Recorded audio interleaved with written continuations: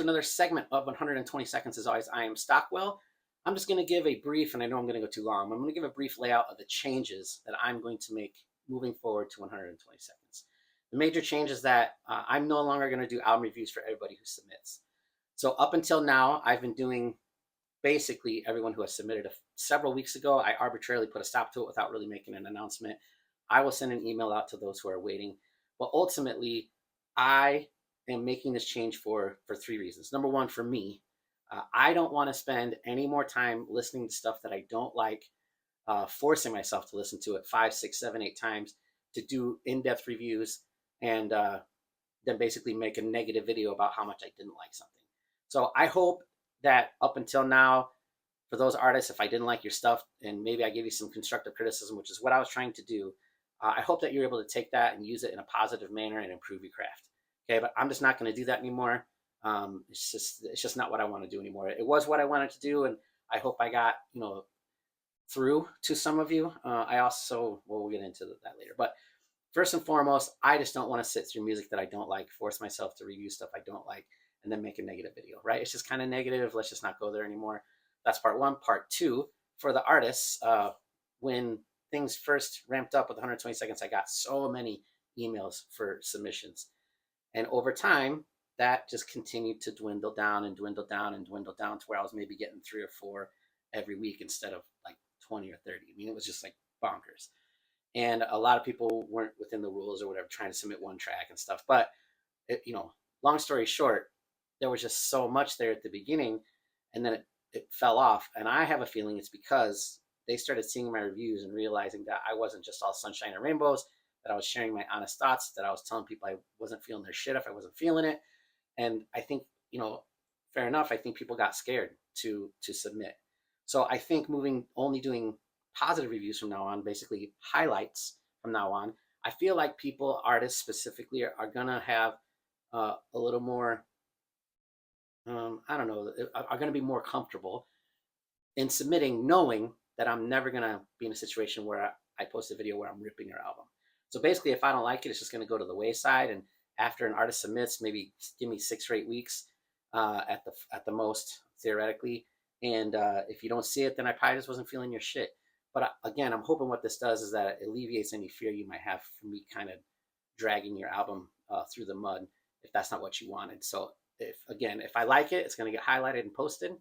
And if I don't, it's just going to go to the wayside. Now, lastly, for the fans, on that last point I just made, it's going to be highlighted and posted. So I'm hoping that as an audience moving forward, you will know that when I do a 120 Seconds review, I'm doing it as a highlight.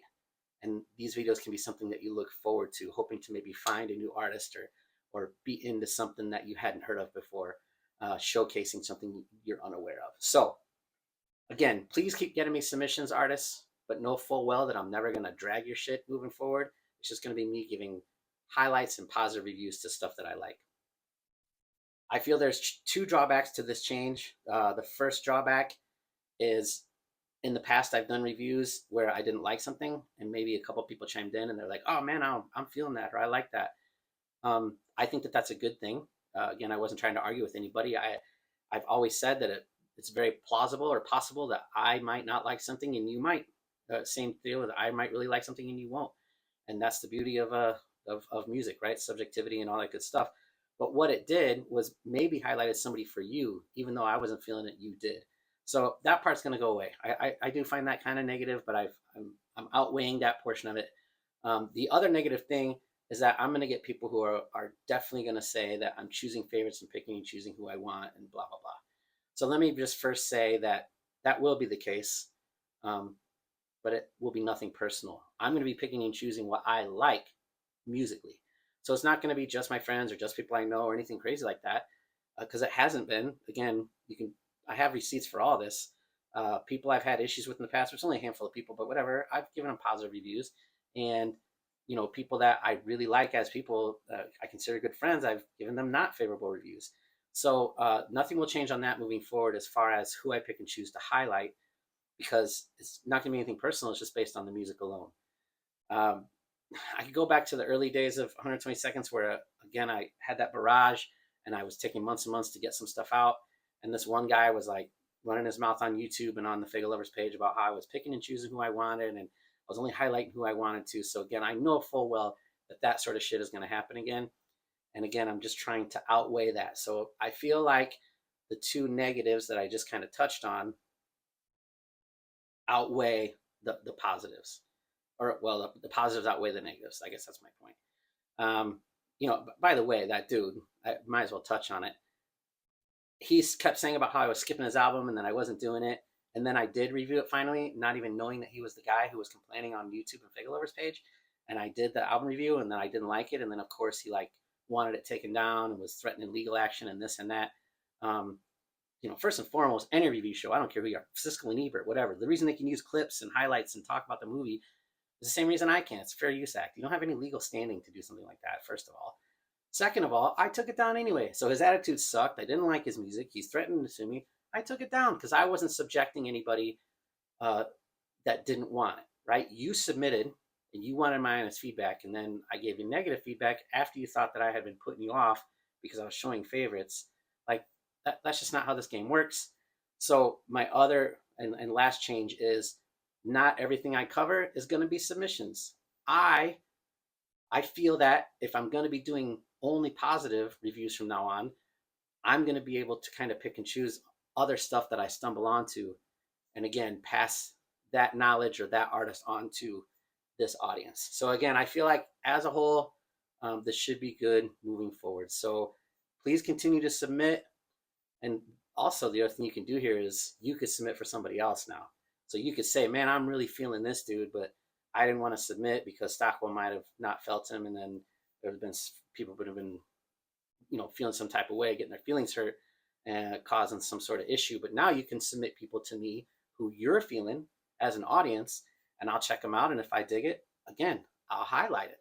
So again, I'm hoping in the end, this is a positive and a good change. And it's what we're going to do moving forward with 120 seconds. Lastly, what will not change at all is the live in-person artist interviews. I don't want to do them over Skype. I want to do them in person. I want to do them in video. And I do that by attending shows. So that's the last thing I'm going to touch on here. The following live events I will be in attendance at. And at most or all of them, I have live artist interviews already scheduled. So October 19th in Louisville, Hollowbleed 5, which is Buckshot's show. So obviously featuring Buckshot along with Blazy Dead Homie, Super Famous Fun Time Guys, Twisted Insane, and some others. To include, there's a local guy down there, Drummer. He's pretty good. So that'll be a great show. I hosted Hollowbleed last year as well. Honestly, a like bucket list life-changing event for me. So shout out to Buckshot for allowing me to do it last year, and shout out to Buckshot for allowing me to do it again this year, invite me back. I really appreciate that. And I want it to be publicly known that I appreciate Buckshot like a motherfucker. So I'll be in Louisville October 19th hosting the stage. Then I will be in Detroit for the Fright Fest, the 2 twisted days of Fright Fest. And I kind of got ahead of myself, but it gets to my story here. I will not be doing Hallowicked in Detroit. I haven't since I've ever had kids. I always trick or treat with my kids. My youngest is now 10, so I don't know how many more trick or treating years we got left. I've never missed one, and I'm not going to start now. So to make up for that, I'll be at Hallowicked in St. Louis, which is that Sunday of that week. So I'll be at Hallowicked in St. Louis. Then I'll be going up to Detroit for the 2 Fright Fest days, House of Crazies. I'm a huge House of Crazies mark. So House of Crazies on the 29th at the Shelter, and then the 30th for Fright Fest at St. Andrews. So I will be at those 3 events, plus I will be in the Twin Cities in St. Paul on November 4th for the LLE tour, which is AXE, Super Famous Fun Time Guys, and SON. It's the Twin Cities, which means it's a lunatic show. So shout out to Moranis of PLC, who invited me to come host the stage up there for that show. That'll be amazing.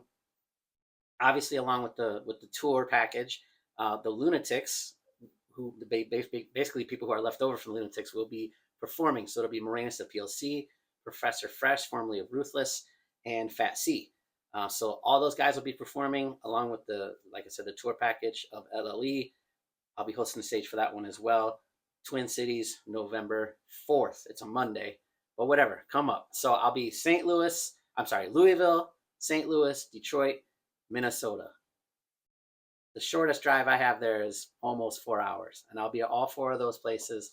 All right, so come say what's up if you see me live. I really appreciate that every single time. Thanks for tuning in to these, everybody who keeps tuning in. Thanks for checking them out. Again, moving forward, only positive, reviews. It's basically going to be Stockwell highlights. I will continue to take your submissions. I'm only going to post the ones that I liked, and then I'm also going to touch on, things that get submitted to me from other audience members for stuff that they like or they're feeling. And then lastly, stuff I stumble onto. So if I go to a live show and I see somebody new who I've never heard of and I dig it, I'll probably start doing some research, and maybe they'll get highlighted here on 120 seconds. So I went way too long, like I knew that I would. If you're still listening and tuning in, I really, really appreciate you. Come catch up at one of these live shows. Safe travels if you're traveling for shows. Be safe, everybody. And MLGA. Until next time. Thanks, everybody. They gonna love us for life. Yeah, I don't go there. Right. I don't fuck with them anymore. I used to like them, but I don't fuck with them.